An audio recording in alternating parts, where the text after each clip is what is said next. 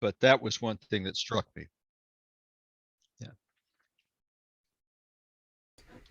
Yeah, that's great, Don. I've started recording this, so we can save it for people who want to be able to see it later. Often people can't come, and they watch the recordings later. Yeah, let's look at it. This is something that Jean Grandin always encouraged us to do. Let's just look at the text where he talks about this. In mine, it's on page 13. Is that right? 13, yes. One of the things that struck me was he's talking about not the development of language, because that's the usual focus, how the child learns language. What he's really talking about is what he calls the development of the infant into a communicating being.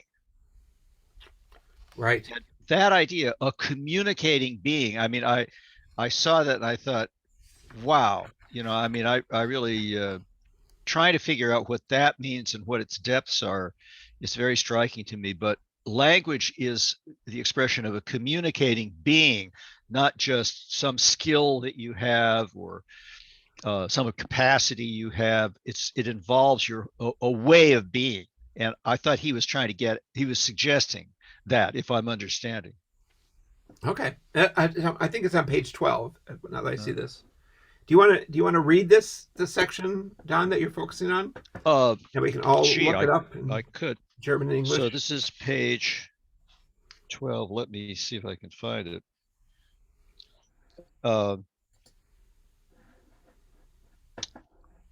Can I find this thing? Yeah. Say this is on page 13. And he says, he's talking about another interesting phrase, the co-linguistic.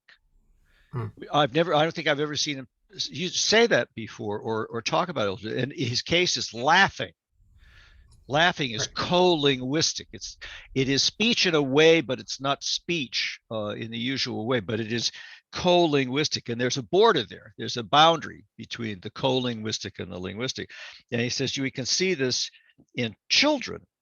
In children, laughing and language go together, and they are part of, he says on page 13. So we ask what this co-linguistic really is that is so closely tied to the linguistic, such as laughing. What we see in the small child is exactly the inner relation between laughing and speaking and the development of the infant to a communicating being.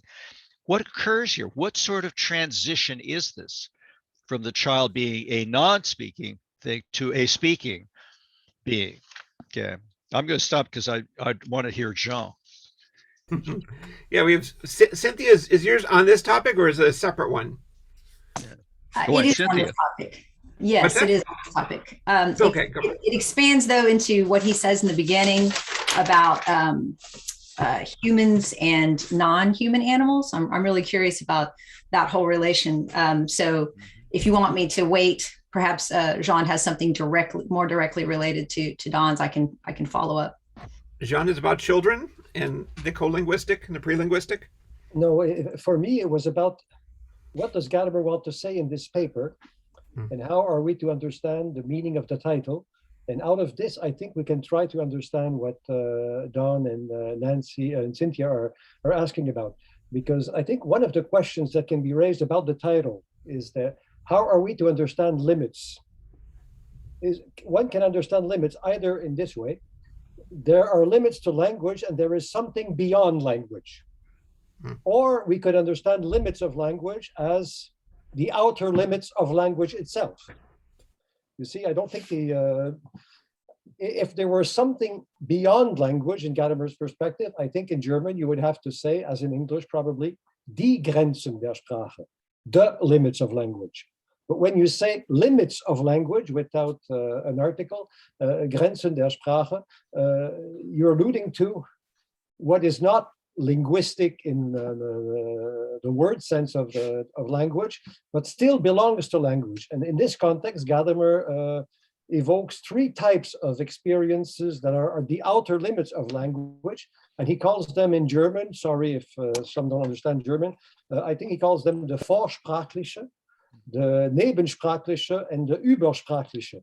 And I checked the translation, and the Vorsprachliche is something like the pre-linguistic, The Nebensprachliche is the co-linguistic. It's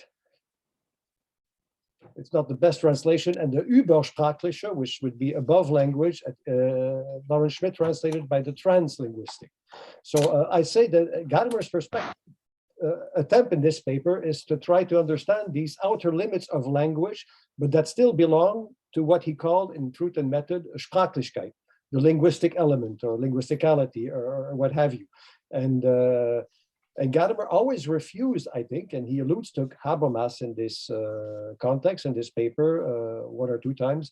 Gadamer always rejected the idea that there were limits to language, so that there were things outside language that language could not encompass. So this is how I would like to frame the issue. Is Gadamer speaking here of the limits of language or of limits of language? And I think he's talking about the latter, and he singles out three types of experience. I mean, laughter is a language. And when a child, I happen to have a grandson in the house, if a grandchild or a child starts to cry or starts to have a fit or whatever, it is a language. It says something. It means something. And so for Gadamer, laughter is language, and the lallen of the children who just repeat sounds and syllables without any meaning, that's also a language. And anyway, I've spoken enough, but it would be nice to sort out what Gadamer wants to do. And if there are limits to language, and the other sub-question that I would like to discuss sometime is whether this perspective in this paper marks a break with Truth and Method. Did Gadamer evolve? Because in Truth and Method, he did not reflect as much on the limits of language, but here he does. What led him to do that and so forth, but those are some questions. Yeah, that's great. That puts a lot of issues on the table right at the start. When he's talking about the limits of language, he's talking about the boundaries, the edges, or are you talking about language at its outer limits? Right. That's two different ways of framing the question and asking what we're thinking about. And then, of course, there's always this question. This is in 1984. What's changed between 1961 and 1984? That's where. And then we have Don and Cynthia bringing up two of the examples, which you've mentioned of the three, where he talks about at the edges of language or at the limits of language. Yeah, great. Henry. Hello, everyone. I want to bring up a point on the different examples of the boundary of language that Gadamer raises. He raises different conceptions of the boundary of language, and then refutes them, right? As I understand them. And then he stated himself on page 16, where his positive view is that, and I quote, "The boundary of language is therefore, in truth, the boundary drawn by our temporality, by the discursivity of our talking, saying, thinking, communicating, and speaking." So, as I understand, like those pre-linguistic and translinguistic, those boundaries, I think for Gadamer, those are not a real type of boundary. And the co-linguistic part, I think, is a counter example that he's trying to give out, right? Because we might believe that there is a strict boundary between the pre-linguistic and the linguistic, but at last things shows us, right, this boundary is kind of blurry. So that I think in this point, the co-linguistic is actually a counter example given by Gadamer to show that the boundary between the pre-linguistic and linguistic is not actually as strict as we might like to think. And this kind of boundaries that we believe exist between the linguistic, pre-linguistic, and translinguistic. And I think the point for Gadamer here is that it stems from a mistaken understanding of what language is supposed to be, because he stated quite early on that he don't want to understand language as conventions, right? Not as rules, but as he put it later on, as a desire to communicate, right? So the boundary of language language is actually very Heideggerian here in this sense. It's because we cannot continue to communicate because we are finite beings, right? We are bound by our death. So it is a very strange way of talking about boundary in a sense. But for him, I think the real boundary is in the page 16, where he talks about our temporality. And yeah, that's all I want to say. Okay, so good. We've got that on the table too. So many of the things that he thinks people think of as boundaries of language aren't really boundaries. They actually belong to language itself, fully understood. But there is something that's properly called a boundary of language, and that's where we get on page 16, right? Okay, we'll have to focus on that. John, Arthos. David, I think Cynthia was before me. Oh, you're right. Cynthia, are you ready to come back? Yes. Sorry, thanks, John. That's okay. So yeah, to return to the relationship between humans and non-human animals and language in Gadamer's view, it's interesting because it seems that here he doesn't really want to take up the case of, animal or non-human animal language per se. He does seem to acknowledge that gestures, would be some kind of instance of linguisticality. And it's clear that certain animals do make gestures and have a very, sort of social, especially social animals like dogs and coyotes, for example. They have the bow that is a gesture signaling whether they want to enter into a kind of play or, initiate play, stop play, et cetera, et cetera. And so there's another essay I think that's important to bring into the conversation. And that's one, the play of art that he wrote in 1977, I believe.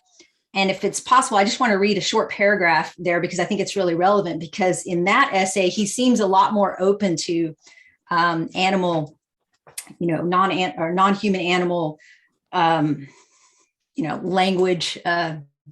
So anyway, let me read it. And it has to do with play. So it's really interesting. So this is on page 124.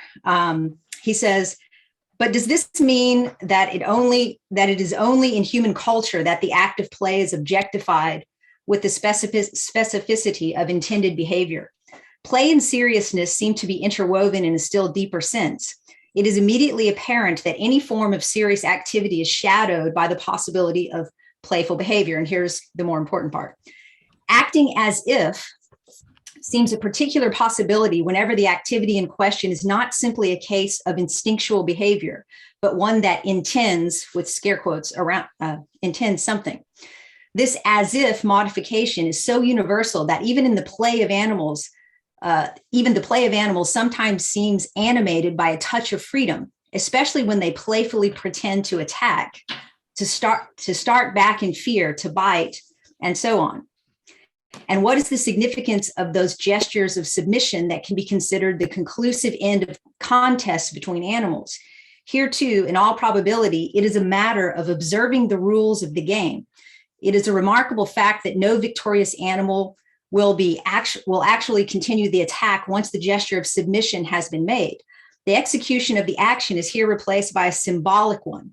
How does this fit in with the claim that in the animal world, all behavior obeys instinctual imperatives, while in the case of man, everything follows from a freely made decision? And that, to me, that's really interesting because that seems very different from what he said in Truth and Method about animals, where he takes on Heidegger's distinction between a world and an environment and says that non-human animals, don't inhabit a world.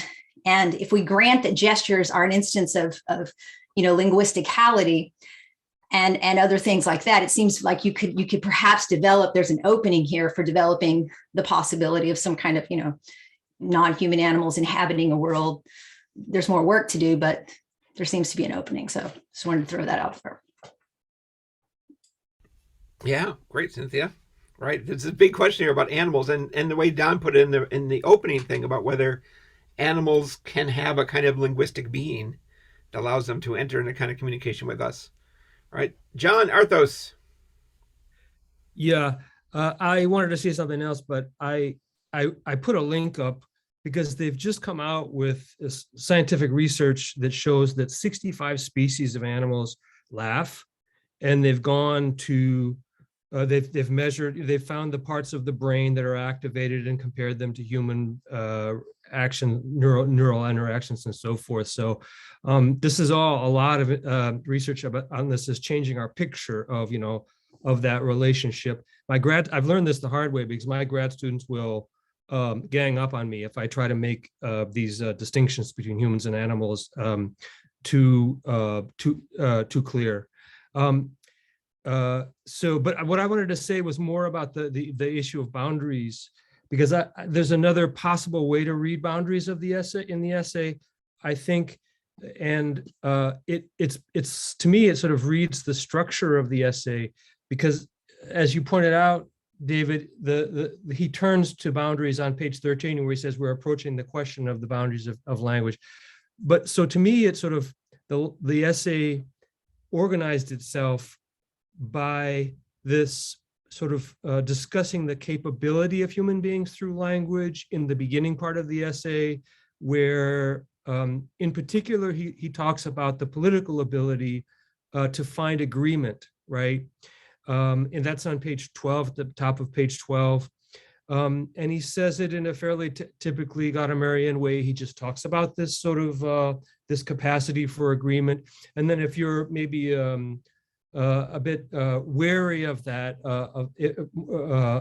sort of idea of agreement, of political agreement, right? Your spidey senses are picking up there.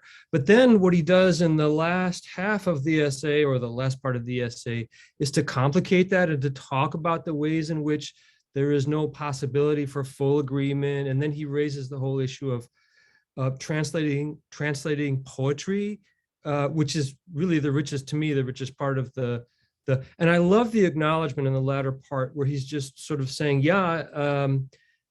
whereas his main point is usually that, to understand is always to understand differently, and in dialogue and all of this, he does acknowledge that there's a certain untranslatability to poetry, and then he tries to explain what that difference is between those two conceptions.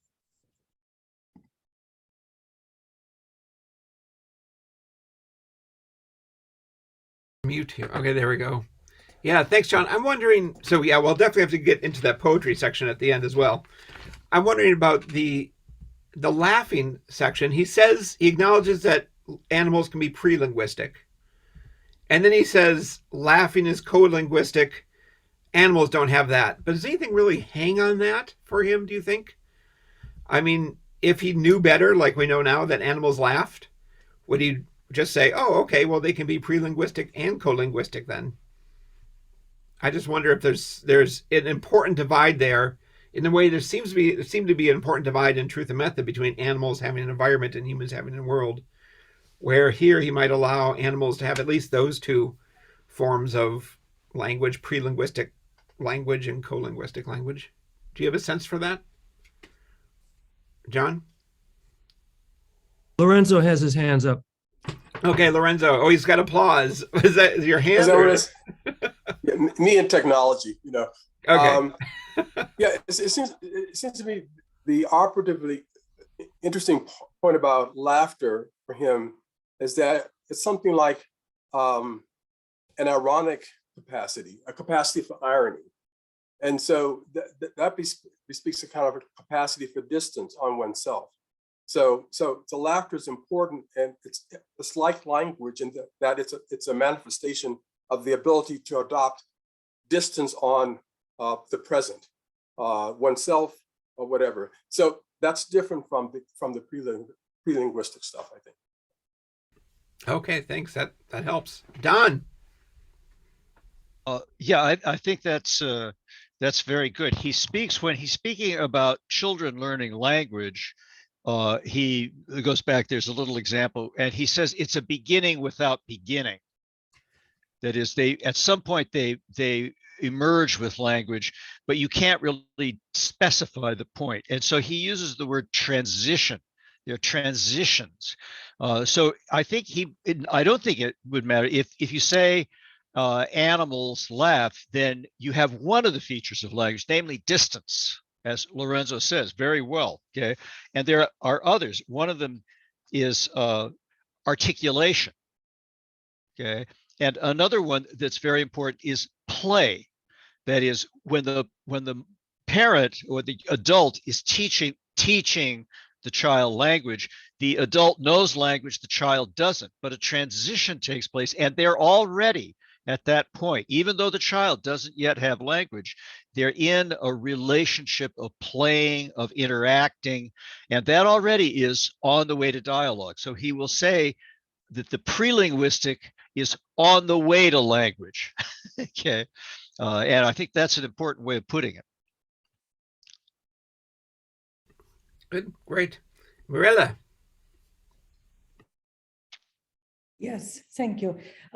So I would also add a very tight connection between the Aristotelian understanding of life as self-movement on the one hand, and the definition that Gadamer gives of thinking and language as a self-movement. So it seems that this continuity between non-human living things and human living things in regards to the pre-linguistical features comes from this character of life as self-motion. So it's a continuity that also Hans Jonas in the phenomenon of life has stressed out. So he tried to say that the emergence of rationality in humans is somehow,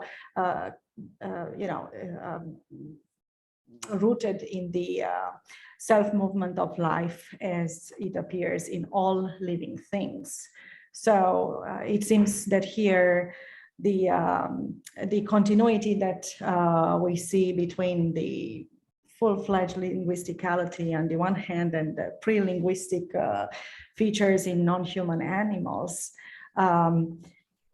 is coming from this Aristotelian understanding of the concept of life and of living things as, or living beings as having self-movement. Because at the end, for Gadamer, language is self-movement. I mean, when he talks about language as the dialogue with oneself, that's self-movement, right? So it's a kind of self-motion in the Aristotelian sense. Okay, thanks, Marilla. And that is something else we have to get into, is the way Aristotle is used in this paper. He's talking to a bunch of evolutionary theorists who probably are surprised to find Aristotle the main character when we didn't discuss about language and evolution, right? John. Right, yeah, and yeah, go ahead. Sorry. No, go ahead, Marilla. I just wanted to say that I had read this 20 years ago, and I didn't actually notice the Aristotelian undertone regarding the notion of life. So I'm seeing it now simply because I am doing some work on the concept of life, and I can see the importance of this notion of self-motion that made up the core of Aristotle's theory of life. Yeah, great. John Beach. Yes, thank you. This is just an anecdotal contribution here, but I recall in one of Gadamer's classes on Aristotle that when he did mention this, specifically the ability to laugh that man had, that the other animals didn't have, he added, sometimes he said humor is the most intelligent response, or is the most intelligent sort of reaction to a situation or whatever. So that's all I wanted to add. But I think Gadamer is very much with Aristotle on this. Yeah, great, thanks. Niall. Yeah, I wanted to, if possible, I wanted to maybe just address the second point that Jean Grandin raised about the development, and I will connect it to what we're talking about. It seems to me that even historically, a 1985 text, because I think there was a critique from a well-known critique by Manfred Frank that Gadamer had turned language into a super subject, he said. So there was a kind of a form of linguistic idealism that Gadamer was kind of promoting. And in some way, I think he's trying to respond indirectly, maybe to Philippe Forget, to Manfred Frank, on that very criticism. I think that's as a speculation about what could be going on in the background. But I think there is. I don't think there's a movement beyond truth and method, and there's no break. I think that would be wrong to say. But there's definitely a kind of a self-critique going on in some way. And I think one of the themes that is important here, which goes back to a previous discussion, I think Mirella at the NASP conference, but also Greg on a few previous occasions, the distinction between die Sache and objectivity. I think he starts becoming aware that he has to say more about the relationship between language, the limits of language, what's outside of language, what pushes back against language. And that section, there's an important passage on page 11. He starts to make a distinction between die Sache and then reality and then nature. So he seems to want to say reality is something between linguisticality and naturalness in some way, right? It's like a middle term. So I think, and in the past, I think Greg had said it in the past that die Sache must be distinguished. Pretty, am I right, Greg? If you remember that, I think you wanted to distinguish objectivity from the Sachlichkeit. And I think here he's trying to close that gap a little bit, because that text is very clear. He talks about self-distancing that was mentioned before, but then this type of objectification, but it's a pre-modern objectification. So he wants to criticize epistemology in the previous passage. He comes down and then he starts saying there is this concept of objectivity which reality demands of us, that we don't get from nature, but reality makes this demand of us. And in some way, I think there is almost an awareness of normativity emerging in this text, like some sort of limits to language. What gives us, let's say, what gives us our boundaries? And it's not simply given by language. And then he comes back later to say that language is giving itself limits. So he kind of oscillates between wanting something outside language to keep a check on language, and then lapsing into a kind of not lapsing in necessarily, but going back to a position where language is giving limits to itself. And I found a little bit of a tension in what he's trying to resolve, who he's trying to respond to, and then other problems that maybe get thrown up when he tries to shift. But I get that's the comment. So the Manfred Frank background, and then this objectivity, reality, nature versus Sachlichkeit versus objectivity. Wow, is that all? That was you put a lot out here, Niall. That's a lot to sort of work through. The perhaps too much, but I think it was in the air. I think. No, it's true. It's true. I was trying to think of Greg, do you want to get in on this specifically? So I remembered coming across that use of objectivity, but now I can't find it. What page was that on? Page 11. Page 11. It's the penultimate paragraph. And oh yeah. Yeah. Can you read it? Read it, please, too. Yeah, Greg, if so you found it. Says, let's see where I need to go. Let us consider Aristotle's passage more precisely, it begins. Yeah, right. So let us consider Aristotle's passage more precisely. We find there a particular transition, namely from animal communication using signals to a laying open of the beneficial. That means a relation to another about which we may presume that it behaves in such and such a way. This is a beautiful expression in the German language. Die Sache verhält sich so and so, something behaves in such and such a way. This implies that we take it and should take it as it behaves from itself. Therein also lies a distancing from ourselves and our wishful thinking. This is a type of objectification that nature has not so much given to us, but reality has required of us. I don't have the German right in front. What's the German term there for Objektivierung. What's that? Objektivierung. It is okay. Yeah, because what struck out to me is that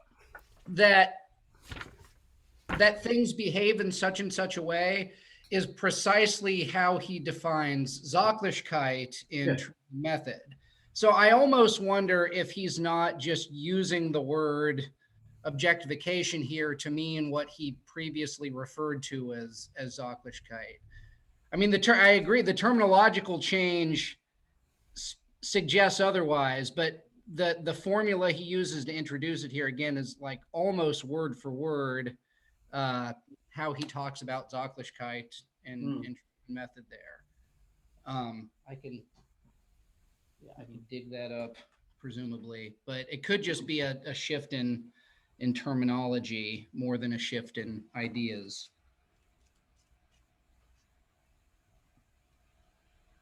And that distinction then between reality, nature, I mean, he seems to not want he doesn't want to throw his lot in with a type of naturalized objectivity. That's clearly what he's not talking about, but something that reality is asking of us, not simply that we're uncovering because we're linguistic creatures, right? We're not uncovering or constituting or creating or constructing. We are demands are being made of the experiencer. Oh yeah. But I think that's already built into the idea of Sachlichkeit, right? So so Sachlichkeit is a kind of openness to the precisely the kind of meaningful demands that reality can put on us. So he says that Sachlichkeit implies a kind of independence. The difference is that he says it's not the independence of Objektivität, which is what characterizes natural science, because there the independence is like a complete indifference to us. I think he takes it. In natural science, the world just has nothing to do with us. Whereas in Sachlichkeit, the world is independent precisely as something that can make a meaningful claim on me. And so I take it that the kind of objectification he's talking about here still falls in that camp as opposed to the other. I agree. I agree. I wouldn't make a distinction between. I just think the fact that he starts to use that term might indicate that he's trying to close the gap between his discourse and maybe other contemporary discourses and show that they have more in common than the language might. Yeah, that would not surprise me, and that would certainly be something he could use to do after leaving some of those questions unresolved in Truth and Method, certainly. But can I ask that you read him here as saying that it is our linguistic ability that generates the possibility of the distancing for either kind of objectivity, but it is language that opens up that possibility as it moves beyond animal communication using signals. So when we have animal communication using signals, you don't need to have that sort of level of distance and objectivity.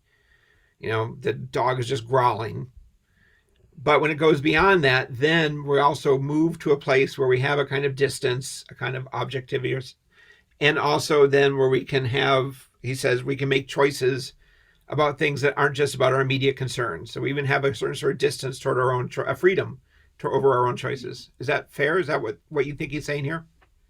Yeah, I think his idea is that language is what opens up the appearance reality distinction for us. That I can simultaneously think to myself, this appears to be the case, but it might not be the case, right? That I can question what is immediately given to experience. And I think that he takes it that is kind of a downstream effect of language's ability for us to have dialogue, right? That I can say, things seem like this to me, but they might not seem this way to David. And so I can ask him if that's how he thinks they are. And we can have, so the idea that the truth is this thing that exists independently of how things immediately appear to me. And that I'm like aware of the fact that there's a difference between reality and appearance. I think he thinks that language gives us that ability. And that's precisely what he thinks animals don't have. Okay. The dog can say, this looks tasty, but then can't reflect back, but would it really be good for me to eat this thing? And, do other people maybe have some evidence that I should take into account here that I'm ignoring? I think he thinks animals don't have that kind of capacity.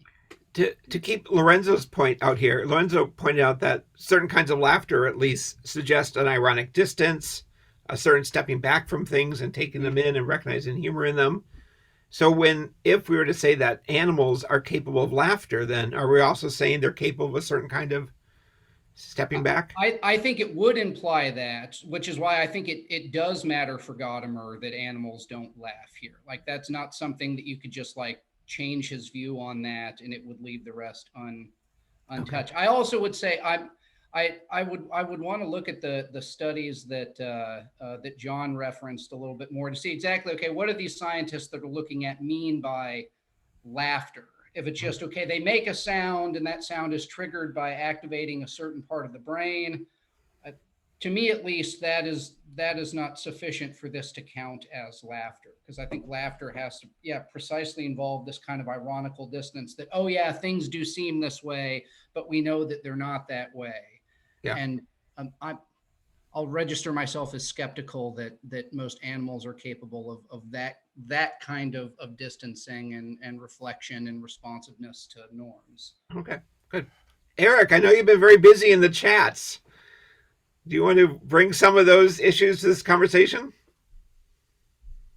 Well, just riffing on this for a second, like Wittgenstein has that funny quip, I think it's in Philosophical Investigations, where he says something like, a dog can expect his master, but can't expect his master on Tuesday.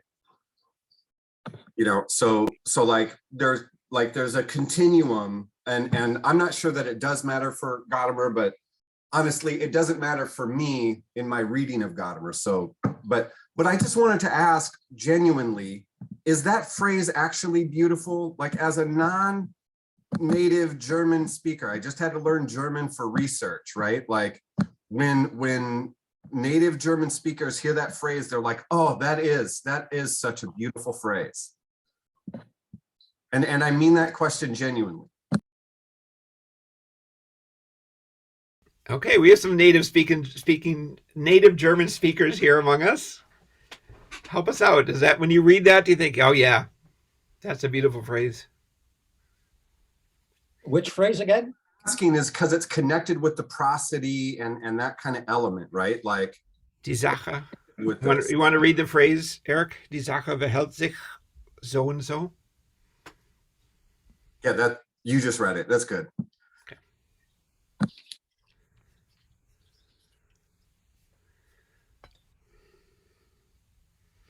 Well, actually, I have the German here, and what Gadamer says is, das ist ein schöner Ausdruck der deutschen Sprache, which means so much as this is an interesting expression in German. Die Sache verhält sich so und so. The best translation in English, to my knowledge, would be something like, this is how things are. Mm-hmm.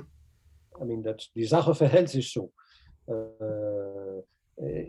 Literally, you would say in English, but doesn't make sense in English. I'm fully aware of that. The thing behaves in such a way. So, of course, that's not idiomatic, but you would say in English, that's the way things are. And that's an interesting expression in English, as is the expression in German. I'm not a native German speaker, but I lived for 12 years in Germany. But die Sache verhält sich so und so. That's the way things are. There's not much to the sentence here. Okay, maybe we're reading more into it than is in the original. Don. Well, I don't think you're reading too much into it. I mean, I happen to be reading Hegel's Phenomenology at the moment, and with Hegel, there is a whole tradition stretching back from Aristotle all the way up through Leibniz about the way in which objects are not simply dead and inert, but are actually doing things. And so it's very important to think that an object could comport itself. That is, it isn't just an imposition of our mind on reality. Reality actually unfolds itself. So I just kind of want to mention that because Hegel's always in the background with Gadamer. But I want to take up the objectification issue, which I think is very astutely raised. And that is on page 12. Again, he's talking about laughter and language.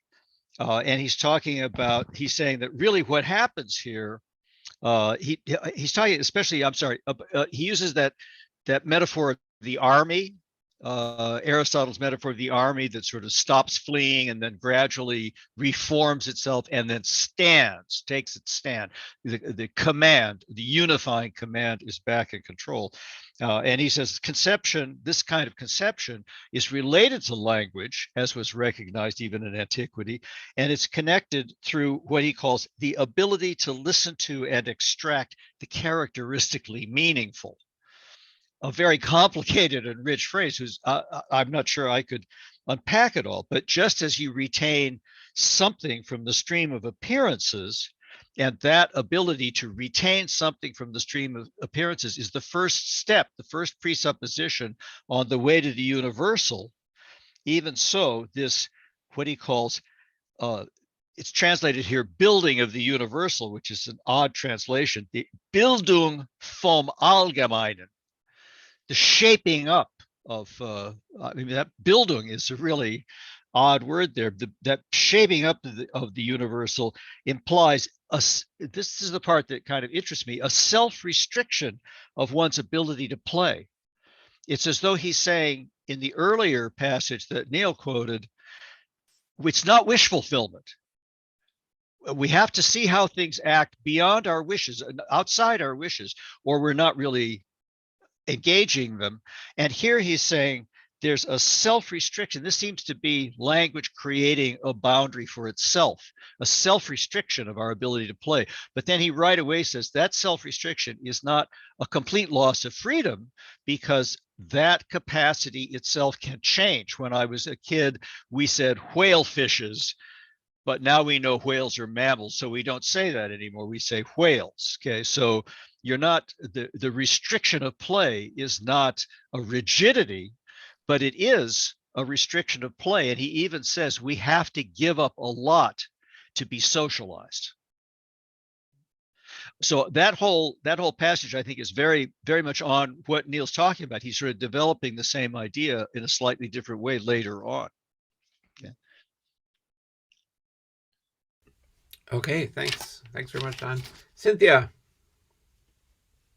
Yes. So to return to the play and animal that two other people have brought up as well, non-human animal, a couple of things. So it seems like, in current animal studies, they acknowledge that certain animals can engage in like what they call self-handicapping.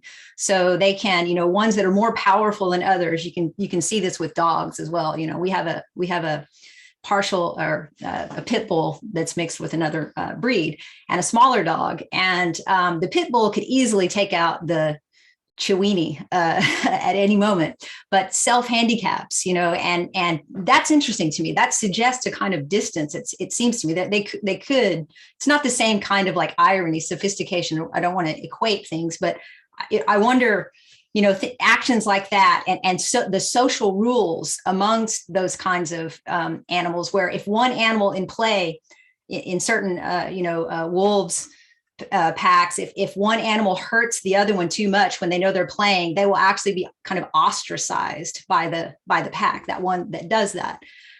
So I bring this up again just because in the essay that I referenced earlier, the 1977 one that has to do with play, and this is where maybe I would disagree a little bit with Niall, I'm not sure.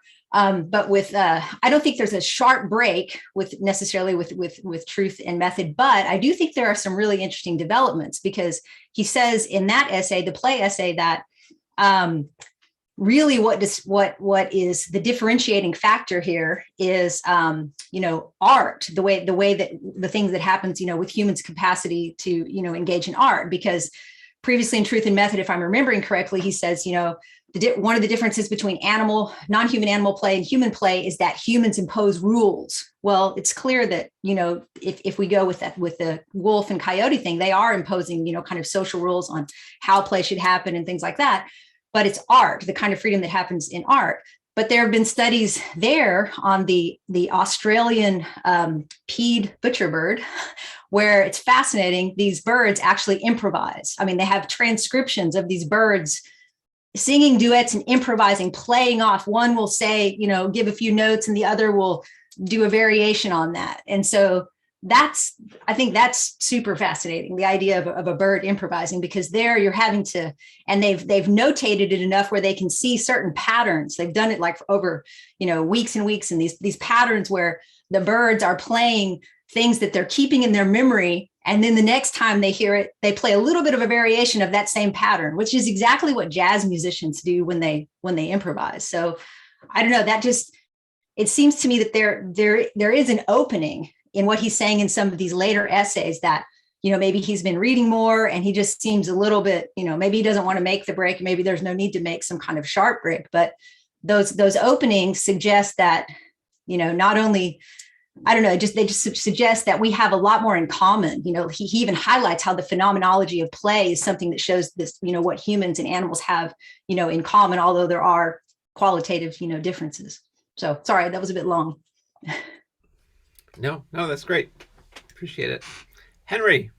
Yeah, I agree with Cynthia that I think in the passage that Neil and Gray just cited, instead of highlighting the difference between humans and animals, I think Gadamer is actually warning us not to upplay these distinctions too much, because just above this passage, right, he was engaging with the evolutionary theory, where at the end, right, he says, like the end of the previous paragraph, Gadamer writes, one is mistaken to think that by such an expansion, one could avoid Nietzsche's conclusion that human knowledge is just a condition for the preservation and development of the will to power. So like, if we think that the human is so special that our ability of language or critical thinking will get us to the truth, he said that this is a mistake, right? One is mistaken to think that. And then the paragraph of Aristotle is to one of the line here is that where is it? This is behave. We're looking at page 11, right? Yeah, page 11. There is a line where he says is our way of surviving is not like our innate ability to get to the truth, right? It's just our ability to make sense of the present, right? So here, I think he's mostly trying to caution us into making a too forceful distinction between human and animals here. So I think really there is really some change here for Gadamer between Truth and Method and this essay. So I think yeah, this second last paragraph from page 11 is really the opposite of what I think what Gray and you are suggesting. I can't find it. Oh, all right, I found the line. So this is a type of objectification that nature has not so much given us, but reality has required of us. So it's not that we are gifted by nature in some sort of way to have the ability to get to the truth, but it's just our way of coping with the environment, right? It's not that different from other animals in this sense. Yeah, that's all I wanted to say. Yeah, no, that's good. We'll have to think more about this. This will be worth trying to get straight on today. Yeah, Niall. I think Lorenzo was before me, David. Yes, Lorenzo.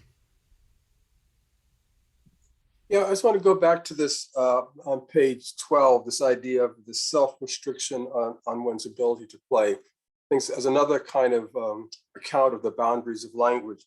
It seems to me one of the things that comes up here that doesn't seem to be emphasized so much in Truth and Method is what I would call a kind of Heideggerian sort of disclosure. I mean, here's the way I see that what's going on here is that he talks about concept formation based in an Aristotelian way, which he did in Truth and Method, which he does whenever he talks about language.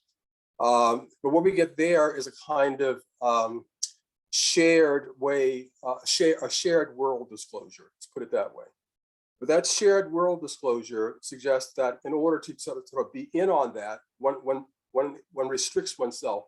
That is to say, one does not invoke other world disclosures.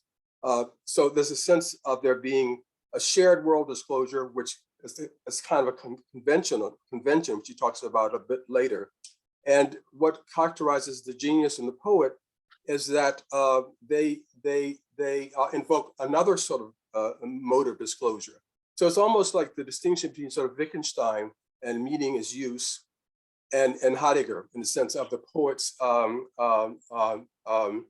articulate another form of world disclosure. And so it seems to me something like that is going on there. Any particular language has boundaries in the sense that it is one way of disclosing as opposed to others. So that's another way of thinking about it. It's sort of a dialectic of blindness and insight. That whenever we are engaged in one mode of disclosure, we're sort of blind to others. And part of what poets do is they reveal others which are included in a given one, or something of that sort. Seems to me something like that's going on too.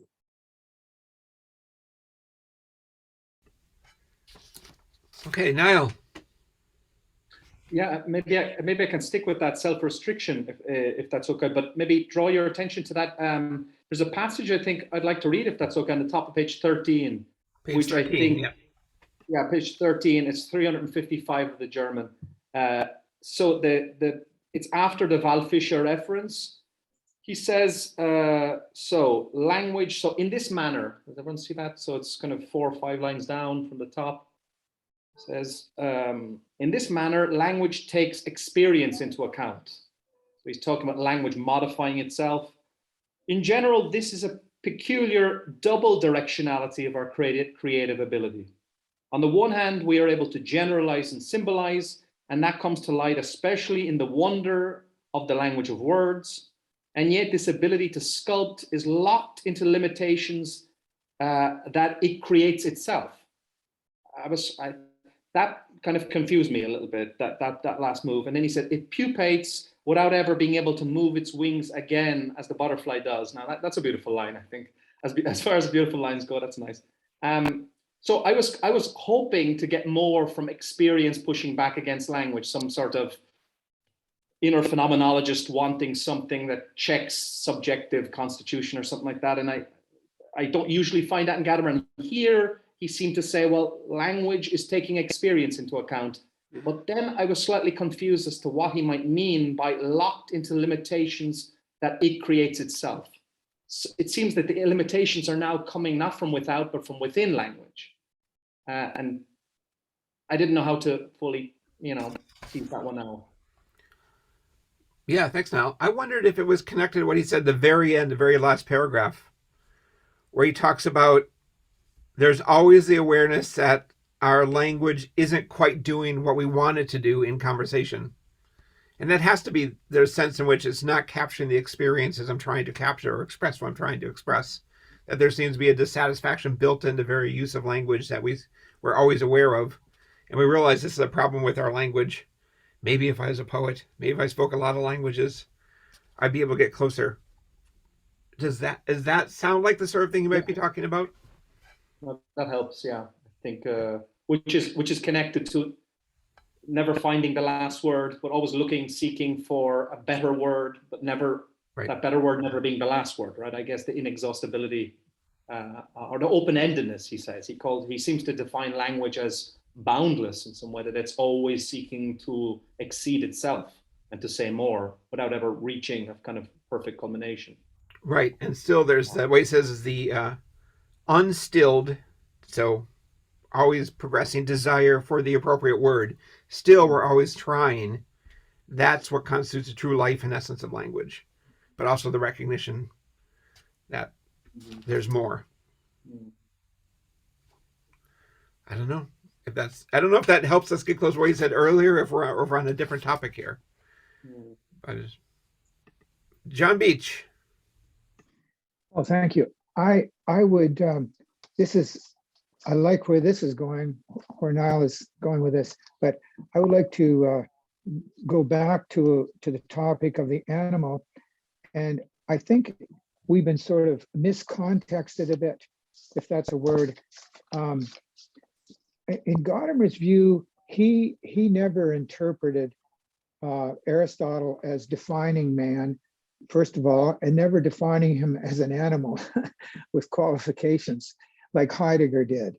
And I think that's why you would never see the, zoon, ergon, logon, logos, whatever, in Gadamer. He would never say that, nor does it appear here. And he speaks about the animal rationale as sort of a, well, that's what we all learned. And probably Heidegger was probably,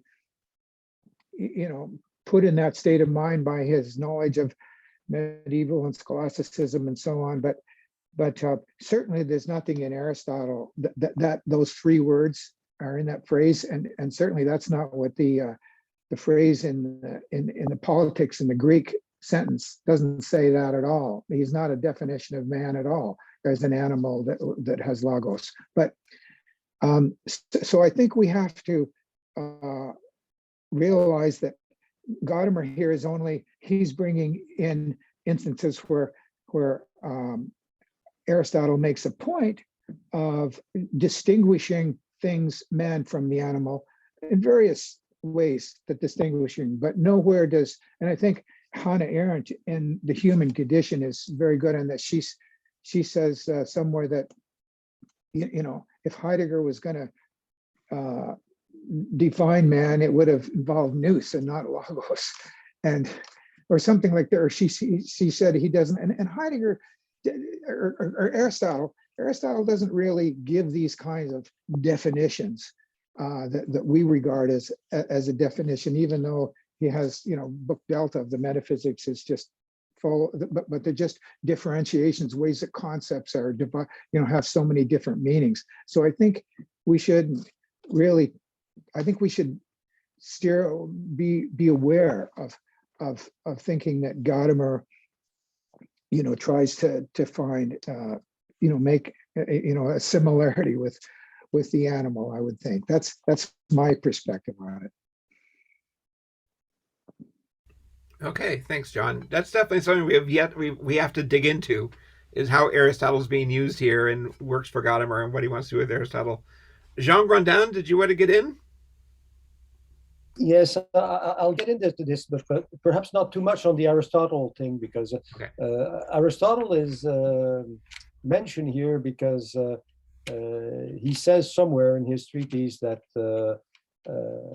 laughter is one of the peculiarities of the human being, just as logos is, and so this is why Gadamer picks up on that. And but my point would be elsewhere in reply to Niall Keen's reflection on the limitations of language. And I think one has to make a distinction here between the two types of limitations. There's the limitations pointed to in page 13, the text where Gadamer uses the word Schranke. Let me see the English again.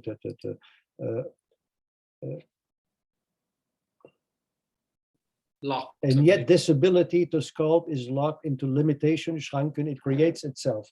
I mean, those are limitations that I would say are limitations of a given language. There are such things in language as cliches or expressions that are wooden or sclerotic.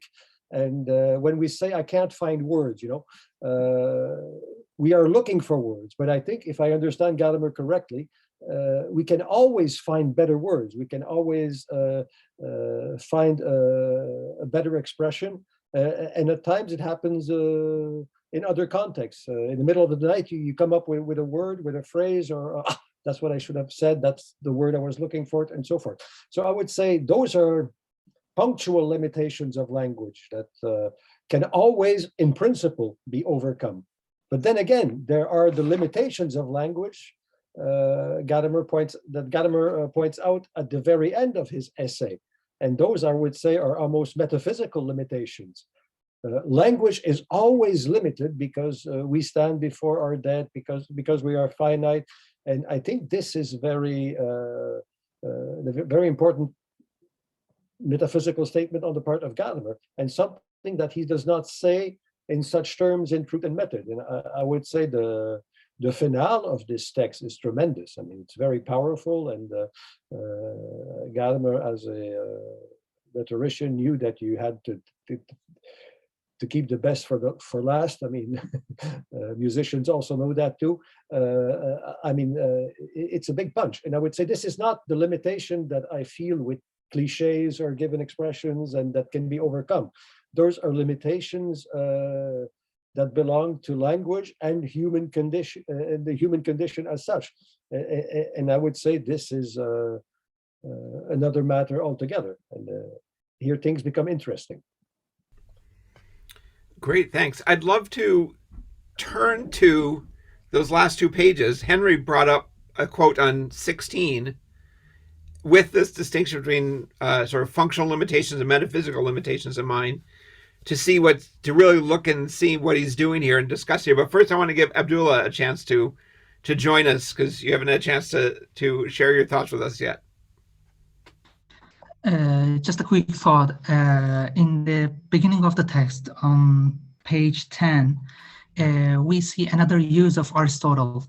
Gadamer criticizes Herder and Rousseau of not reading Aristotle enough by adding Aristotle's emphasis on the priority of hearing in the sensu, as opposed to the priority of seeing in metaphysics. But he never mentions the priority of touch over other senses in De Anima, where Aristotle says touch is for being, whereas other senses for well-being. This omission is quite strange to me. I don't know what you are thinking.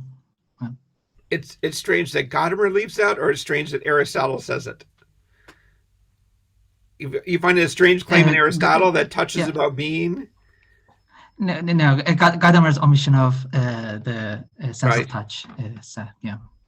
Yeah. Well, maybe, yeah. I mean, maybe it'd be, yeah. How is it that we would talk about touch and language in conjunction, do you think? Maybe part of it is just the constraints. We're talking about language here and the way the language functions in communication, in intelligibility, and in hearing. But maybe there is a way to talk about language and touch that is more intimately connected to being.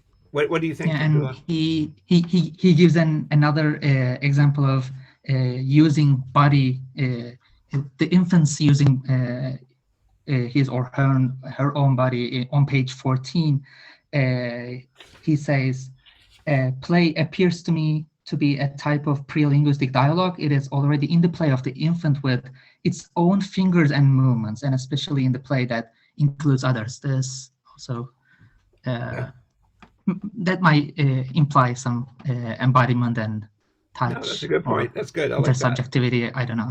That's a good example. That's great. Well, let's keep that on the table, because that strikes me as another big issue. In addition to, in general, Aristotle and what Aristotle's doing here specifically, then, right? This issue about touch and gestural communication. And poetry, that's another thing we need to get to. I want to look at 16, where way back Henry directed us to this key passage on page 16. And where he says, I'm looking at the first paragraph on the left-hand side. I'm not looking at the German, so someone will have to find that themselves. He says, about 6 lines down, we never in truth actually carry a conversation to the end, and often do not come to an agreement. And often do not come to an agreement. And that we often do not come to an agreement. These are the limitations of our temporality, finitude, and bias. Metaphysics speaks of Aristotle's God, who does not know any of this.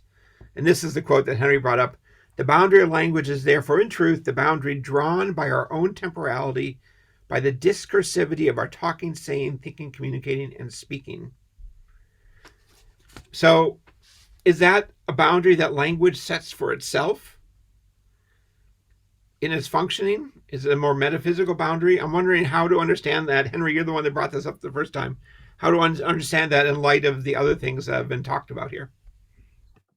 I think Sean Gordon hit on the nail, right? So it's kind of a metaphysical limitation. And very near this passage, like I think, and at the bottom of page 16, when you talk about the untranslatability of a language in another language, right? So there are, I think it's from the bottom fourth line up, it says, I would add that this is a boundary that can always be crossed over in a few steps. So like all of the other boundaries that Gordon just said, he called it punctual. So those kind of punctual boundaries could be overcome in a way or another, but this kind of metaphysical boundary that is our temporality, our finitude, this is in fact the real boundaries of language, as in the last line, right? So this boundary comes up because we have an unstilled desire for the appropriate word. If we don't always want to express, if we are not always trying to look for the best word, the most appropriate word, we would never come upon this kind of boundary. We would never find ourselves against this kind of boundary. And I guess this is the main point that Gadamer wants to make concerning the essence, right, or the boundary of language. Good. Yeah, that's great. That makes a lot of sense. Don Marshall. Well, I think that's quite wonderful. I think you got a very important passage here. I mean, this is not only a metaphysical limitation, it's an actual limitation because we die. I mean, we have a last word, but the last word is never the last word. I thought I heard, and I don't know whether it's there or not, but I think about Maurice Blanchot's book, L'Entretien Infini, the infinite conversation, which he really used as a way of criticizing the notion of agreement as a function of language, of communication as a function of language, because you can't ever communicate, you can't ever agree. And what I find odd here is that Gadamer seems to not only recognize, but just embrace this infinity of language, this boundlessness of language. At one point, he talks about the unbegrenzte Offenheit, the boundless openness of language. Okay, and yet here he also wants to say it is question and answer. It is conversation. So that doesn't make conversation impossible, that we can't ever come to complete agreement. And there's the case of the foreign language. No foreign language ever seems completely right to us. That is, we are somehow, once we have ourself shaped by a language, any other language doesn't seem quite right. Language makes its own, he says it makes its own border. And he brings in a positive way, linguistic competence. That is, I think this is Chomsky, right? He's thinking of Chomsky, and he's thinking of Chomsky's insistence that the structuralist search for the rules of language has to be supplemented by a notion of linguistic competence, by the creativity of language, which Chomsky gets from Humboldt and other places, or finds in Humboldt and other places. But linguistic competence is a capacity. So you might expect that the infinity he's talking about, the boundlessness he's talking about, would constitute a limit of language, and therefore we would say, well, we would be skeptical about it. But in fact, all three of these, I think, are ways of saying, even so, the desire for word, I wish somebody could explain to me what Lacan is doing here. I don't quite understand that. Okay, but in all of these cases, this is not, in fact, a limit that would make us abandon or give up on the project of communicating, of reaching agreement, of Verständigung, of reaching agreement. Okay. Yeah, that's great. Cynthia. And it also seems like early on, he mentions another kind of self limitation of language, the die Selbsteinschränkungen. He says when we move from, speaking to then writing, transcribing language, that's another self-limitation. So in a way, it seems like he's trying to highlight, the how language all the way in all of its stages and in the ways that we talk about it is always a revealing and concealing, that we can, never say enough to capture the situation, but also there's a loss when we move from having a conversation to writing it, because you lose the body language, you lose the eye contact, things like that. But yet, nonetheless, and there's a question at the end of this, it seems like when we move from speaking to then writing it down, there's an interesting sort of mimetic activity that happens, because there's an interesting relationship between the transcription and what is said, that I wonder if we could think of that as a kind of, a kind of copy, a kind of an interesting aspect of copy. And that is it's a Gebilde, but it's not an enacted Gebilde. It's a kind of contour, because there's a similarity. And you see the same thing with music. When you listen to music and then you transcribe it, someone can play that music again, but there's a certain loss. I mean, you don't get, when you're looking at the notation, there's a loss, but yet it allows that ability for it to be, carried on through history. So interesting. That's all. No, that's great. John Arthos. Yeah, I can follow up on that, because that really seems to me to be part of what's going on here. So on page 15, where this last section starts, he says, my last boundary will be the boundary of essentially the ineffable, right? And he uses, and he says, as a foil, I'm going to talk about the positivist statement, the concept of the statement, this sort of standalone truth that can stand in a propositional statement, which of course he's opposed to, this idea that anything can happen like that. Because, as we've all been saying, this is an infinite dialogue. And he uses the example of a legal deposition in which he says the person who's asked to give the deposition has to say something on a recording that it's torn out of its context. And he says, in fact, that the witness does not feel good about this, right? Because the witness wants to be involved in the dialogue and say, well, no, that's not what I meant. I was talking about it in the context of X. So the witness feels bad about that. And he agrees with the witness in this case. And there's something really complex going on there with sort of intertextual context. And this is partly what Cynthia's talking about, which is, so this notion of a text being ripped or torn or wrenched from its context, that goes back to his sort of his separation from Schleiermacher and his turning to Hegel and on the last page of the first part of Truth and Method, right? Where he uses that same language about, torn from its context, being torn from the soil, right? Which is a reference to Hegel's language, right? And so that's this idea that the problem of a text to begin with, right? That you put something down, you immediately leave its context by definition, its original context. So then the question is, what happens with that to sort of restore it to the soil, right? And that's why he likes Hegel, because Hegel has a way to do that. Hegel talks about, the profit and loss. And so then that is why that page 16 is really interesting, because I don't think Gadamer is like disagreeing with his past self so much as trying to refine what he was saying, because he says here sort of it's on the one hand, on the other hand is sort of an argument, right? So he's so if you think about a line of poetry that really is untranslatable, the dark backward and abysm of time, right? How do you translate that?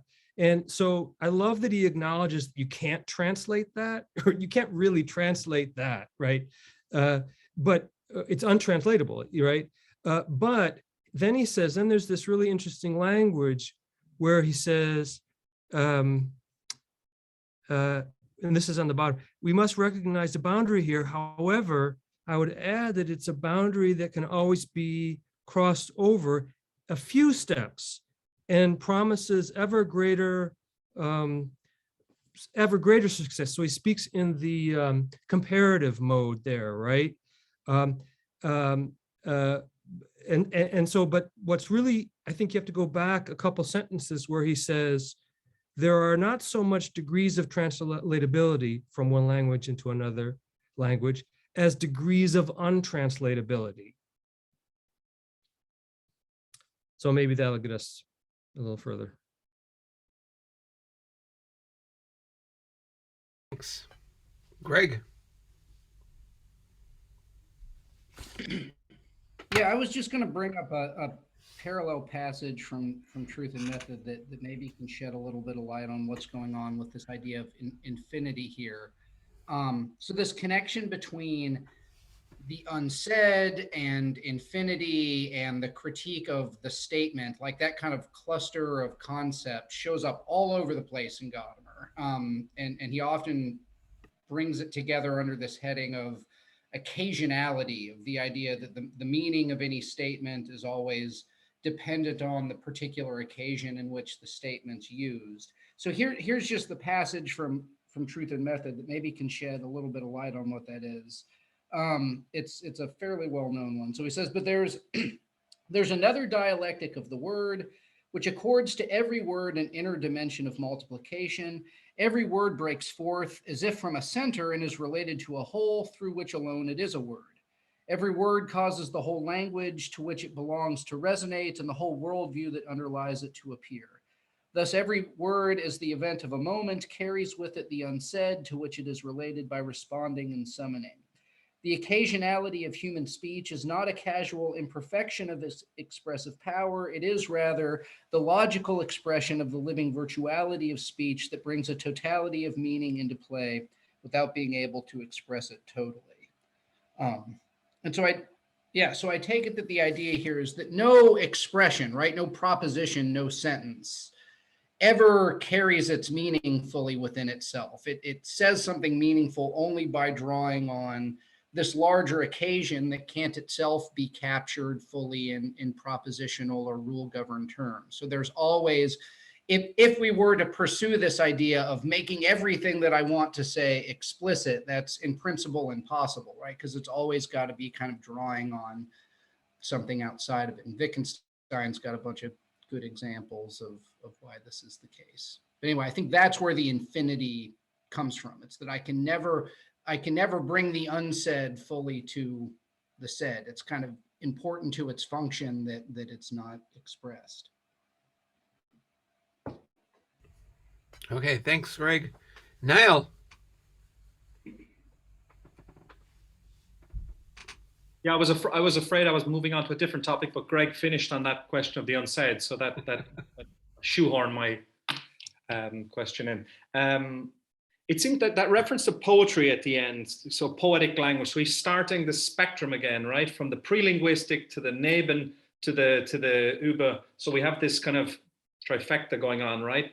And the Über is going to be connected to the unsaid, the ineffable, and poetic language. So my interpretation, but I'm having some difficulty with trying to articulate it, is that, so he's trying to say all through the essay that language gives us self-distanciation, right? So language allows us to take a distance not only from ourselves, but also to bring what is absent before the self and to hold it there. So this is this kind of, to bring what is absent before oneself, before itself, and hold it there. And so what is the difference between language then ordinarily understood on the basis of conversation, let's say, and poetic language? So poetic language seems to be doing something more. And my thought was that poetic language is not simply like ordinary language or conversational language, bringing what is absent before itself. It has this capacity to bring absence before itself, not just what is absent, the thing as brought before itself, and like one might do, thematizing something by way of words, but to bring and hold absence, the nothing in some way, right? In a Heideggerian sense, to hold the nothing before itself. But Greg finished there by saying, the unsaid should not be expressed. I think the poetic is giving expression to what can't be expressed otherwise, right? It's like, doesn't Gadamer say something somewhere that if you were to ask a poet, well, what does your poem mean? The poet would say to you, well, I wouldn't have had to write the poem if I knew what it meant. So only the poem can say what it wants to say, and it can't be said otherwise. Would you agree that there's this distinction then between philosophical language brings what's absent before itself, whereas poetic language brings absence itself before itself? Is that a tractable interpretation of what the poetic word is doing at the end? Question. Anybody like to speak to that?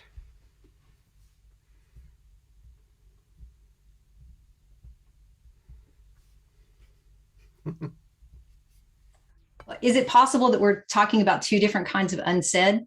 That the unsaid that Greg was talking about is, as I understood it, and correct me, Greg, if this is wrong, it's kind of all the background stuff that makes something come forth, and then we are able to interpret it as it is. So all the sort of hermeneutical fields of meaning that are the unsaid that can't come forth, we can't bring them all there, but yet we can now make sense of what this thing is, versus the unsaid that is that which we can't, we just can't, language can't get it, no matter how we try or which language we put it in, it just can't quite get it. We can get closer and closer, but not all of it. That type of first unsaid is connected to the not yet said, right? Or the thematizable or in principle sayable. Some way it can be brought to word, but then this other unsayable seems to be only sayable by way of poetic word. That's and then I wanted to connect that to the what is absent versus absence as such, or absence in itself, or Is the passage on 12 and 13 relevant? The last line of page 12, that the poet knows how to bring the unsaid to speak within the possibilities that language itself offers. It sounded to me like that was relevant.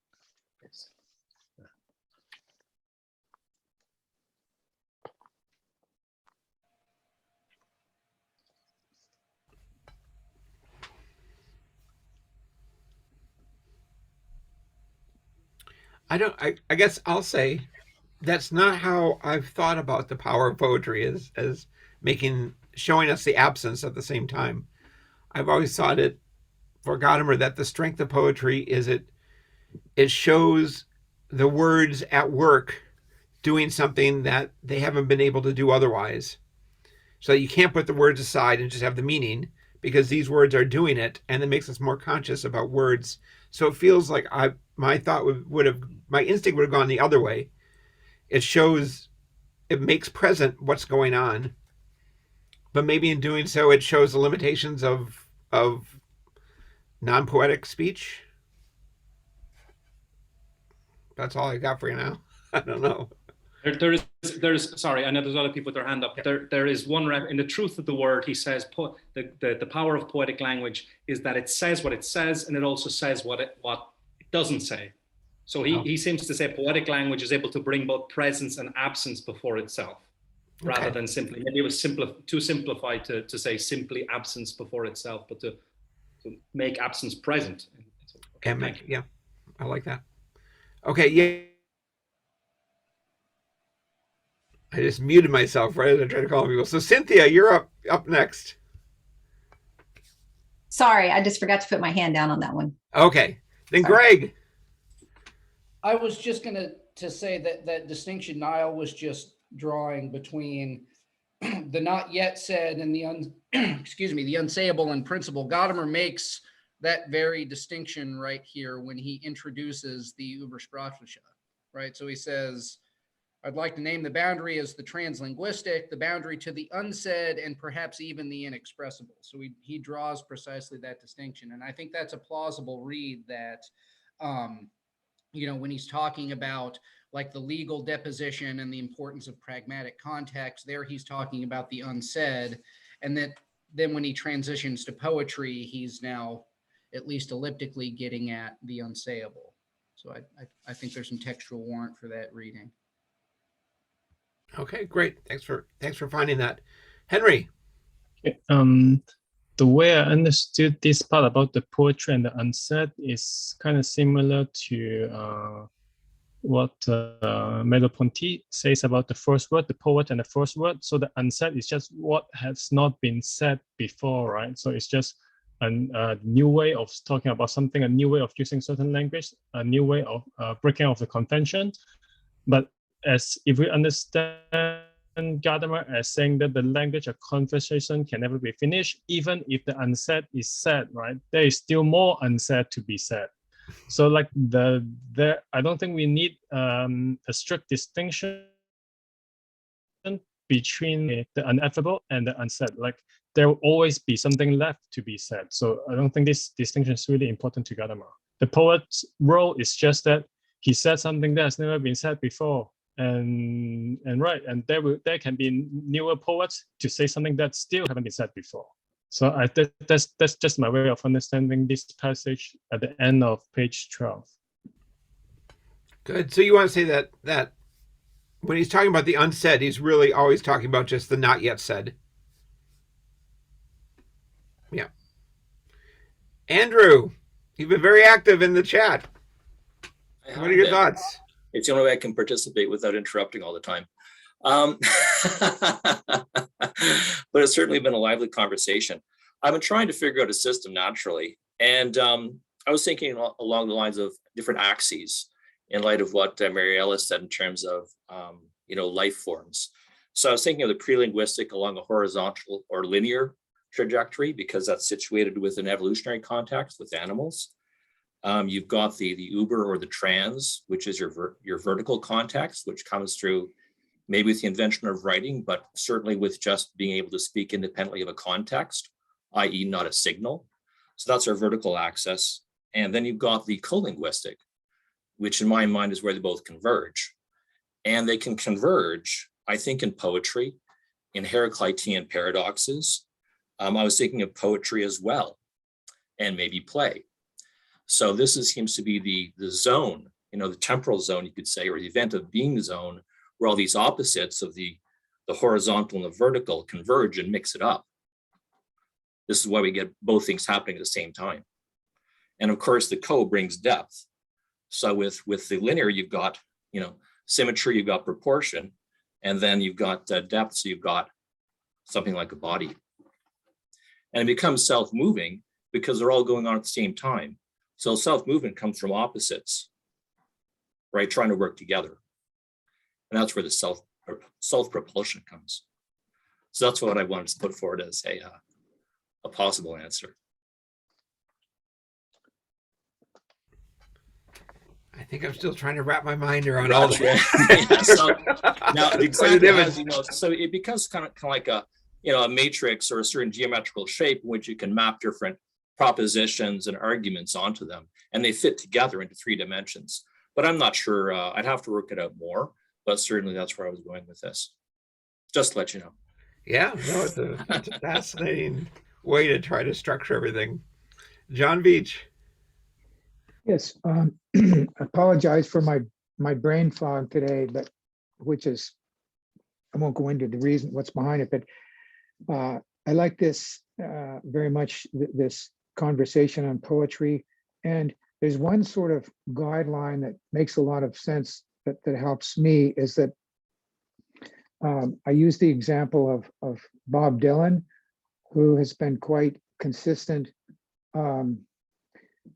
throughout his life, is that he says that he doesn't know really what his poetry means, what his songs mean for the most part, like for the more poetic ones, of course.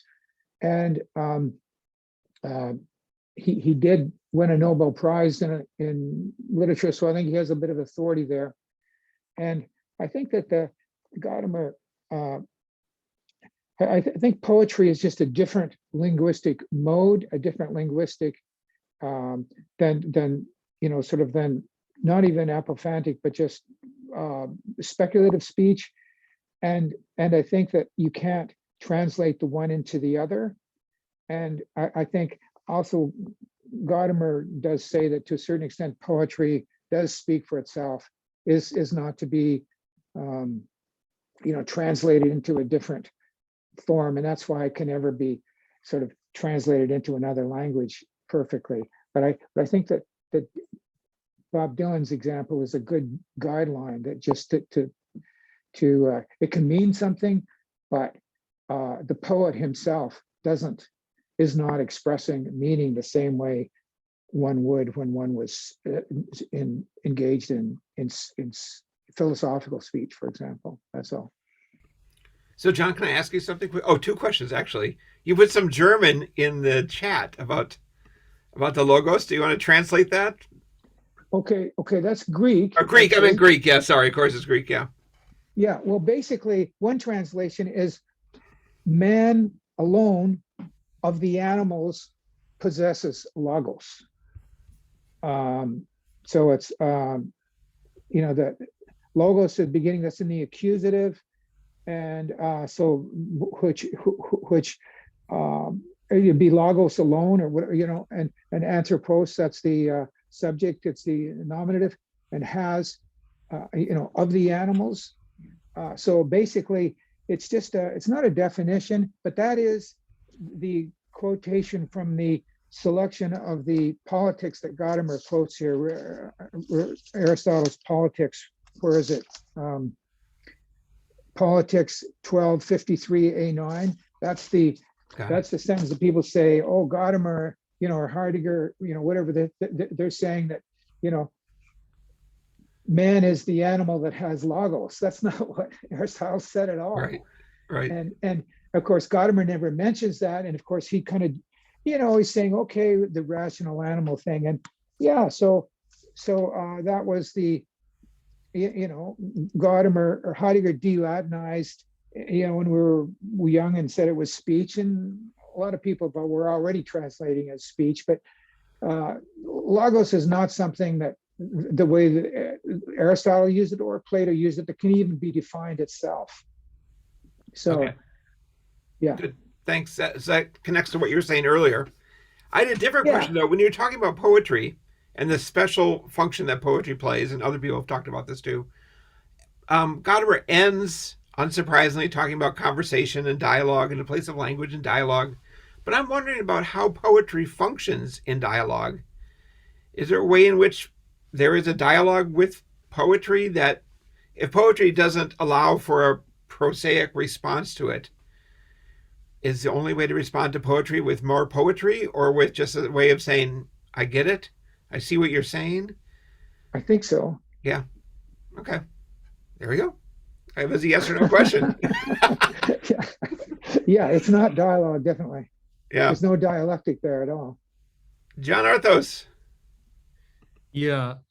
So we're having a difference. Some of us think that there's no terribly important difference that he makes between the unsaid and the inexpressible, and some of us do. And I'm looking at how he sets this up, and this is on, let's see, page 15, I guess, where he announces the last category he wants to talk about is sort of this, what transcends language. But then under this this category of the Übersprachliche, he has the unsaid and the inexpressible. So there are two subcategories underneath this. And then on page, so the unsaid is what can be remedied by further dialogue, right? So the infinite dialogue, the infinite conversation that we are, and that's the positive sense of human linguisticality, that as opposed to this idea of this statement that stands all by itself, we always have to continue to dilate and continue to discuss with each other what we mean, and it goes on, it's ongoing. And then the inexpressible is exactly the negative aspect of this Übersprachliche, so that which cannot be said. And then he, at the bottom of 16, he tries to push past that inexpressibility as much as he can, and he uses this comparative language. I wanted to point to another passage that we haven't referenced here on that same page, which is where he starts to say, when he starts to talk about completeness, and he says, therefore language, it's in the middle, therefore language is realized not in statements, but as conversation, as the unity of meaning that develops out of the word and answer. Language attains its fullness or completeness therein. That is especially true for language of words, but it is surely also the case for the language of gestures and morals and forms of expression from different forms. He talks about sort of a fullness of meaning. So that's the positive sense of what human beings can do in dialogue. So he sort of has both aspects, or both aspects under this beyond language, but I think they're distinct.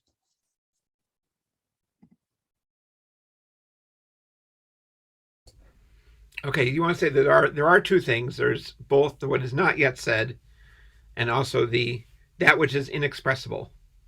Is that right? Yeah, and so they're part of the same subject, right? They're both facing this boundary, right?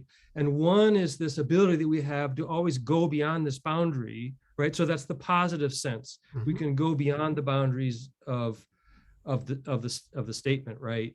And then there's just all the negative sense, which we can never really reach. We can never really say what it is. We always have to continue doing because we can't.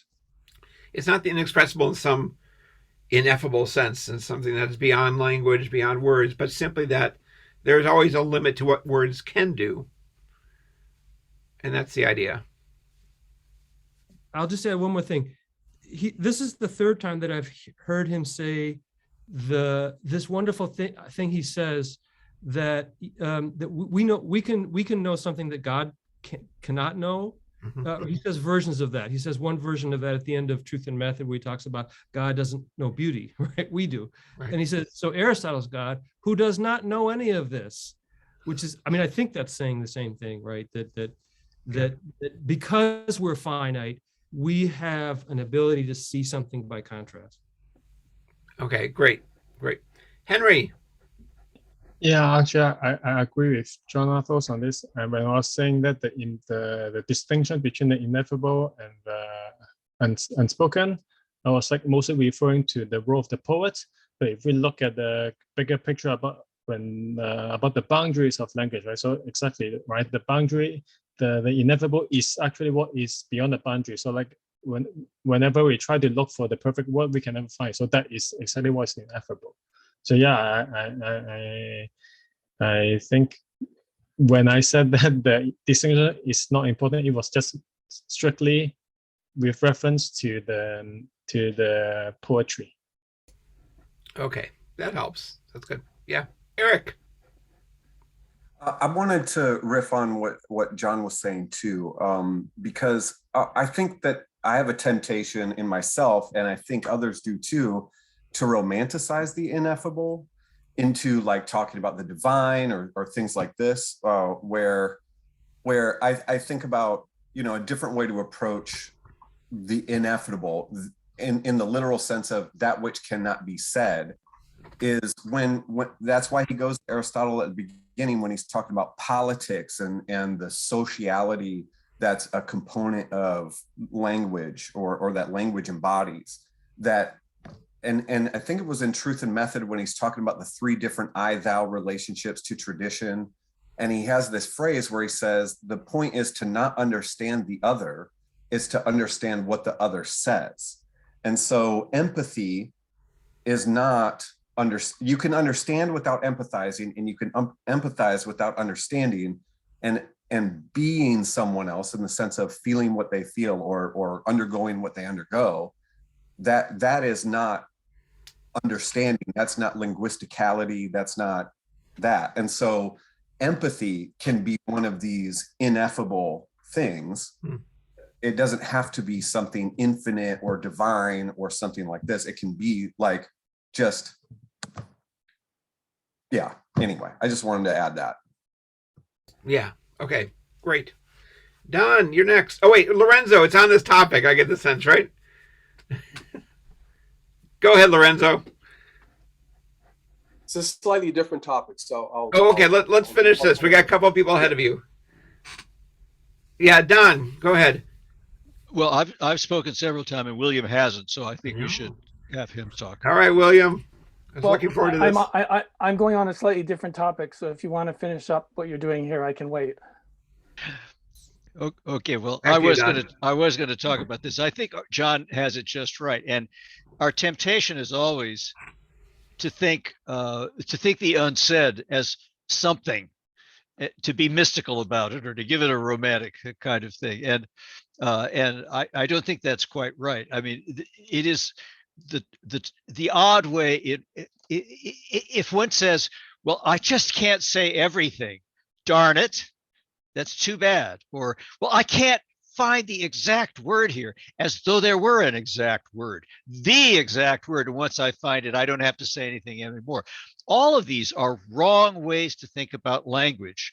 It's sort of like saying, if I were immortal, I wouldn't have this problem, but I am mortal.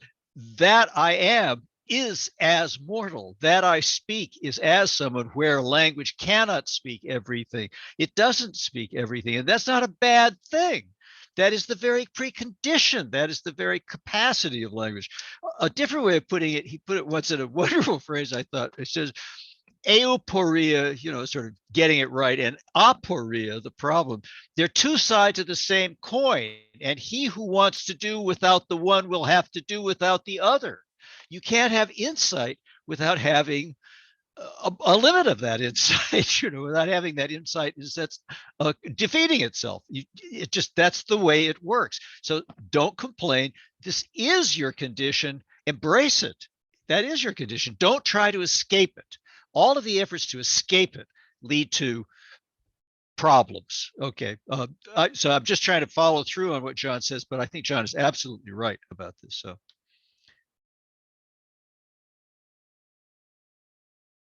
Okay, thanks, Don. William, you're up first. Okay. Yeah, I just quickly wanted to go to back to page 16 again. Two things that I thought were interesting. The first thing, when he talks about there can never be a complete agreement between people, and how he acknowledges that would contradict the essence of their individuality. Thought it was interesting that he brought in individuality there. And the other thing I want to point, it was a sentence down at the bottom that John Arthos, I think, brought up. He says too that it's with regards to the translation of poetry, but he says that however, I would add that it is a boundary that can always be crossed over in a few steps and promises ever greater success. And I wonder if he's almost pointing to the possibility of a translation bringing out some insight better than the original there. I just wanted to bring those points up.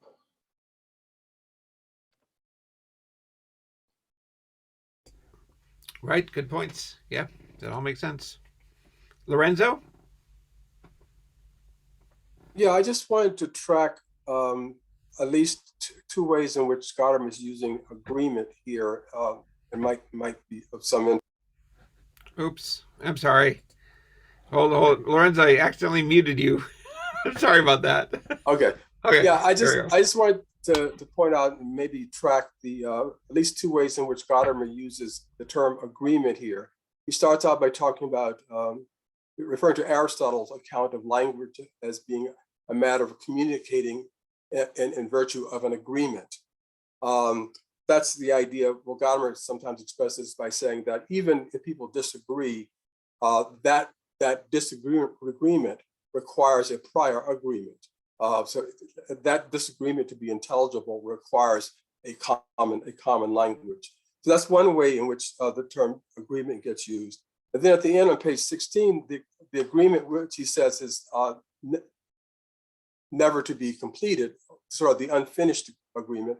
That's an agreement that presupposes, it seems to me, that the first level of agreement of having a shared language. Yeah, that's simply to point out that agreement is being used in a couple of different ways here.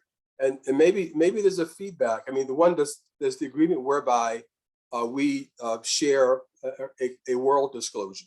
And then there's the question of the agreement where, given that world disclosure, you make a statement to me and I try to understand it. I try to understand it by trying to figure out, well, what is the question to which your statements are response? And that part, that's what conversation is about. That's unending. So that agreement is perhaps never at hand. But there's another prior agreement that is presupposed even by that failure to reach a final agreement at the second conversational level is what I want to say. So it's just to point out, there seems to me that there are two ways in which agreement is being used here and what we want to make of that. At least two ways. Does that make any sense? Sure, yeah, that makes a lot of sense. Yeah, Henry. Okay, I originally wanted to make another point, but before that, I just want to to give a reference to what Lorenzo was saying. So in the third part of Truth and Method, there is a passage where he says that like it's called on my version, it's on page 443, and it says in a real community of language, we do not first decide to agree, but are always already in agreement. So this is exactly the sense that Lorenzo was getting at, right? So there are the two sets of agreement. The first one is this community of language. So we are already participative in this community, and we agree to participate. I think even in this essay, he cites Rousseau, right? The agreement is kind of like the agreement to the social contract, right? But instead of a social contract, it's a contract of language. So this is the first set of agreement, and the second is the full agreement of full understanding, and that is never achievable. So that is just a reference to what Lorenzo was getting at. And the point I was trying to make myself is something that I found quite interesting. I just want to throw it out to see if other people have interesting thoughts on this. So in the middle of page 15, not really middle, the second paragraph near the end of it, he's saying how in the current society the language is quite limited. We are bounded by the conventions, and there's one interesting note here that he says, on the other hand, concerning our vocabulary, one should not be blind to the fact that the computer as intermediate will control our written language and will certainly set narrow boundaries to the wealth of words used for communicating. So this was really interesting to me because he wrote it in 85, and since then the world of computing has changed a lot. And in some sense, I think it seems that it is true and not true, because like with the computing world, we have a lot of new type of vocabularies also.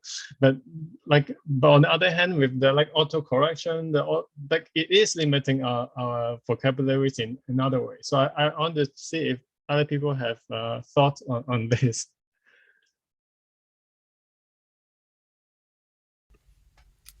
Yeah, good catch, Henry. How about this? Either of them.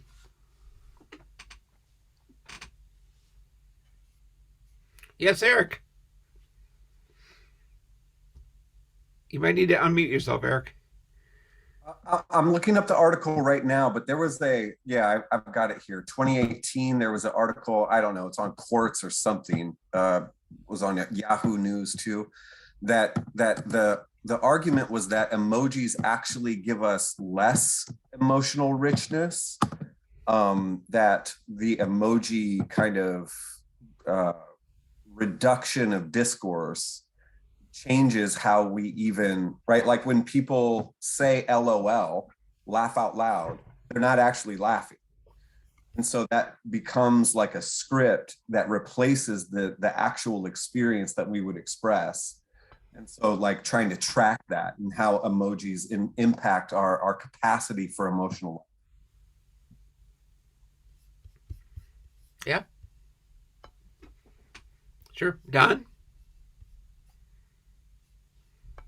Yeah, I'm so glad that Henry pointed to that, because it's not a big theme here, but it is there.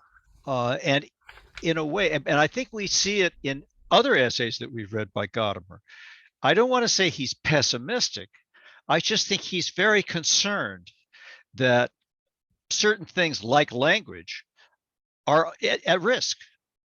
It isn't self-evident that that we will be able to do this. Even when he talks about the evolution, he says the very adaptability, the very indeterminateness of the human, which allows us to be adaptable, might be the means by which we will destroy ourselves, which is a striking thought. I mean, in the middle of this essay on language, okay? And he talks about the way in which the modern world grinds down grammar, I mean, I think he thinks that speaking is at risk. Poetry is at risk. Our culture is at risk. We could we could lose it. Okay. And I don't say he dwells on that. He's not some kind of pessimist, but I think he's aware of a potential danger. And he's sort of signaling it to us. He's not pretentious. He's not a prophet. He's not going to pretend to be a politician who's got an answer to this, but he's looking at it and saying, you know, this is at risk. This capacity is at risk. We could lose it. Yeah. Yes, John Beach.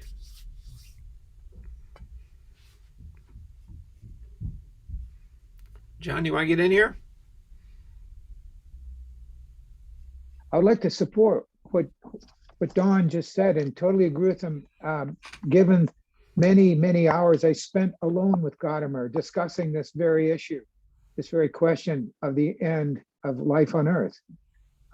So it definitely was a concern. And interesting enough, this analogy about this new movie about, you know, a meteor, you know, sort of being tracked to mathematically precisely predict that it's going to hit the Earth. Like Gadamer said that like 30 years ago. That's where that comes from. That you know, movie is out right now. What's it called? Don't Look Up. Don't Look Up. Yeah. That's Gadamer. That's in one of Gadamer's texts somewhere, like 35 years ago. But so that was definitely a concern of Gadamer. Yes. Yeah, what I appreciate about Don's comment is it reminds us that this paper is being written for the context of evolution and language, and that Gadamer has that in mind as he's bringing up these topics, and maybe critical of some of the ways in which, among evolutionary theorists, there's a sense in which things are always adapting in a forward kind of way. Eric, you get the last word for today. Well, could I one quick last word? Sure. Go back to something else Don said at the very beginning. Like there is something about language and like being the presence of life and the presence of being and being you know, aware of being, and that only man has. That's crucial to language and animals don't have. So that's what I wanted to say. Okay, great. Yes, Eric. All right, so just an illustration, like, because Don, you were talking about the risk and technology in this, and I remember having a conversation with a musician or a student who was training to be a musician. They were saying, I need to do a lot more studying on improvisation so that I can become better at improvisation. And I had read Gadamer already, and I just said back to that person, you just improvised that sentence. You're already a genius at improvisation. You just have reified what you think improvisation is, and now you're actually inhibiting your capacity for improvisation by thinking that it's only specific to this one thing and only has to look this one way. And so I wonder if it's technology in the sense of Heidegger's question concerning technology, right? A way of looking at language that emojis and emoticons are a symptom of it, but not necessarily, they're not causally the problem. It's the technological mindset that we have where we want to make improvisation a method. Yeah, that's great. All right, and of course that's a very Gadamerian final word, isn't it? The limitations of thinking of things in terms of method. Thanks everybody for coming. I really appreciate this. It's a great conversation. I will send out an email that includes this video link and also a copy of the chat. And then we have to start thinking about what we're going to do in 2 months in mid-April. So I've got a list that comes up over and over again. But if you have essays or articles you really want to read, maybe one about music. Music has come up a number of times. Maybe one about technology. Just send me an email. I'll add it to the list and we have a chance to vote on it. So I want to thank everybody, especially Greg, and bringing your students here today. And it's great to them that they hung with us for 2 hours. And I hope to see you all in 2 months. Here's a book. I just read it. It's just out 2 days ago. Okay. And Bob Dostal has a new book out. Gadamer. By Robert Dostal. And he's got he's pretty although it's very limited, he's got Gadamer and the Greeks right. Although he doesn't go very far, but he's one of the few people that actually gets it right. High praise from John Beach. Yes. All right. Take care, everybody. Okay. Thanks. Bye. Bye-bye. Thanks. Bye.